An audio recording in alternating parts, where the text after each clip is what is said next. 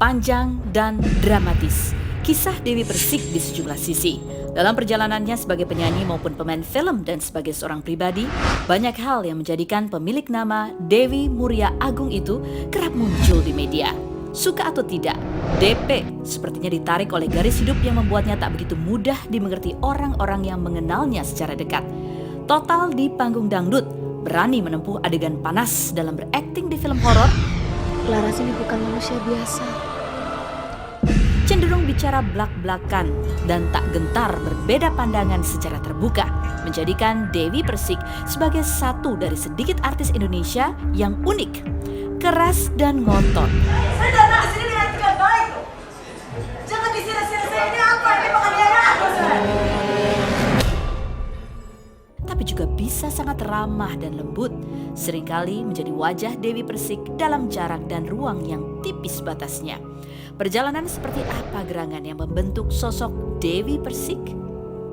Bersihkan hati saya. Bersihkan ya Allah.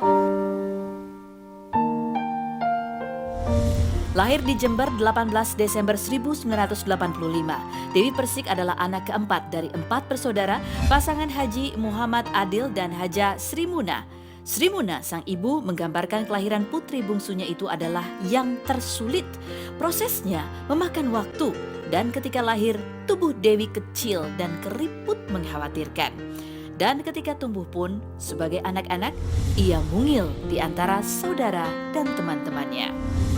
Dewi itu sampai disuapin sama papinya, kepinginnya cepet gede. Ya itu lahirnya aja kayak terong. Keriput semua gitu loh.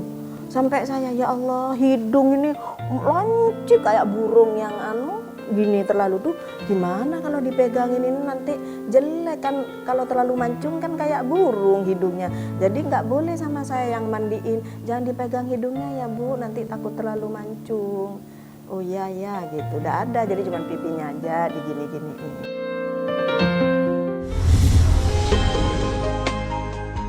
Pemberani, tomboy, dan suka berjam-jam menghabiskan waktu di sungai. Begitulah gambaran Dewi kecil. Tumbuh bersama orang tua yang tak selalu sepanjang waktu di rumah, Dewi Persik yang kemudian akrab disapa DP ini juga relatif mandiri dan mengerti pekerjaan rumah di usia dini. Kebetulan saya dididik mandiri ya. Dididik mandiri, strong. Kebetulan orang tua kalau datang hanya weekend aja, Sabtu Minggu, saya nggak kumpul bersama kedua orang tua saya. Jadi setiap kali orang tua saya datang, lagi libur kerja, mereka datang ke Jember. Karena kami terpisah karena jabatan orang tua, di mana papa saya polisi, jadi harus pindah ke daerah satu ke daerah yang lain. Jadi saya masak, diajarin masak sama keluarga saya, dia masak, nyapu, ngepel layaknya ibu rumah tangga saat ini ketika saya di Jakarta. Walaupun gini-gini saya nggak punya pembantu di rumah, semuanya saya kerjakan sendiri. Karena mungkin itu ilmu dari keluarga besar saya, terutama kedua orang tua saya yang mendidik saya, sehingga di Jakarta saya bisa mandiri. Jejak Dewi Persik diarahkan untuk menjadi seseorang dimungkinkan beraktivitas di bidang keagamaan. Sejak taman kanak-kanak, ia sudah didisiplinkan untuk rutin mengaji dan masuk Madrasah Ibtidaiyah Ma'arif Jember.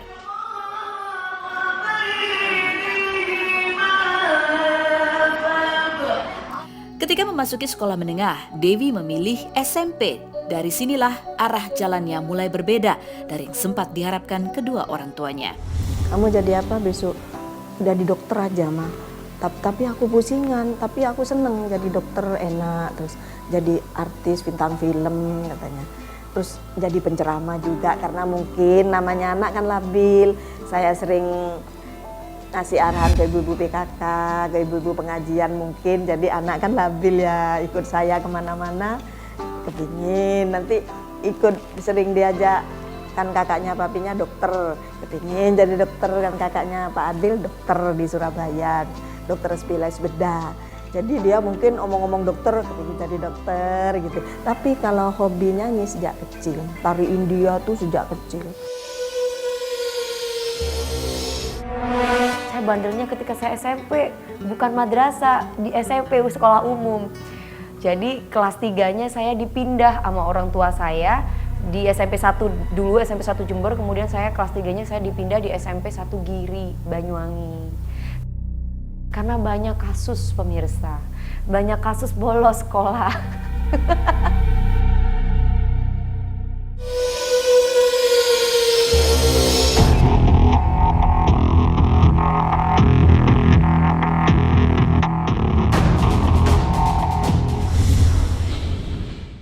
Dipindahlah saya di SMP 1 Giri atas pantauan orang tua. Jadi orang tua saya mantau terus sampai akhirnya SMA balik lagi ke Jember dan saya di SMA 3. Yang tampak kemudian adalah seorang ABG pemberontak. Masa remaja Dewi Persik dipenuhi keputusan dan langkah-langkah nekat demi bisa tampil di panggung.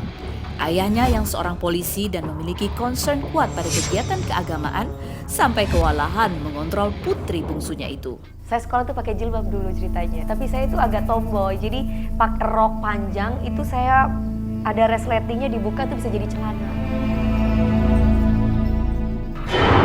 Saya pakai motor karena kebetulan saya kan motornya kakak saya tuh udah dipretelin semuanya, itu sampai pendek.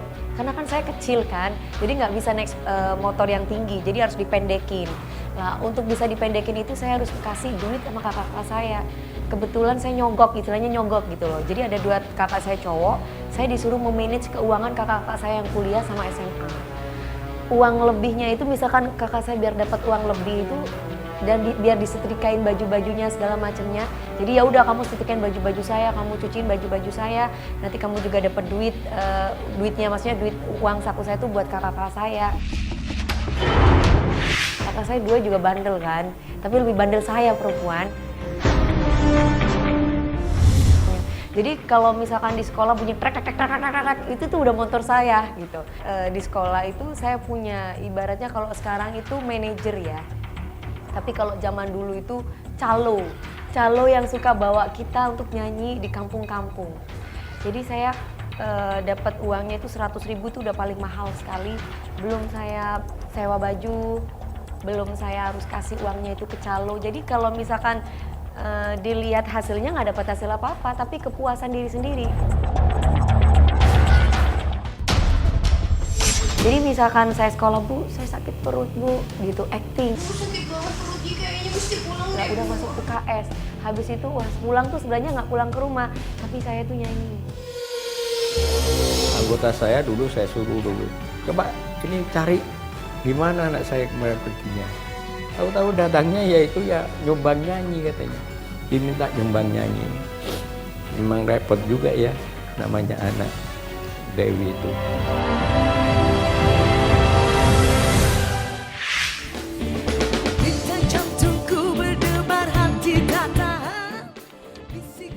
Menyelinap, pergi sembunyi-sembunyi, berbohong, mewarnai perjalanan Dewi Persik Belia membela keinginannya menyanyi. Bandelnya itu loh. Misal pamit nih ya, mah mau kiroah mah salaman. Itu tidak kiroah kadang. Aku pergi dulu ya, Ma. Kamu kemana? Mau kiroah. Itu nyanyi. Kalau sudah dicari nggak ada nyanyi. Udah dicetoli, udah kan nggak tahu kalau mau jadi artis kan. Kalau saya udah menyanyi di panggung tuh kayaknya dulu tuh seperti itu gitu. Kayaknya itu aduh puas sekali. Dengar musik lambada, alunan dangdut koplo yang membangkitkan gairah cinta. Dengar musik lambada. Energi Dewi Persik yang meledak-ledak untuk bisa menjadi bintang panggung bukan tanpa akar dan sebab. Aduh senyum Bagaimanakah kemudian kedua orang tuanya memahami itu? dia tahu. Hanya ingin mengekspresikan diri, terus mami papi tuduh saya kemasukan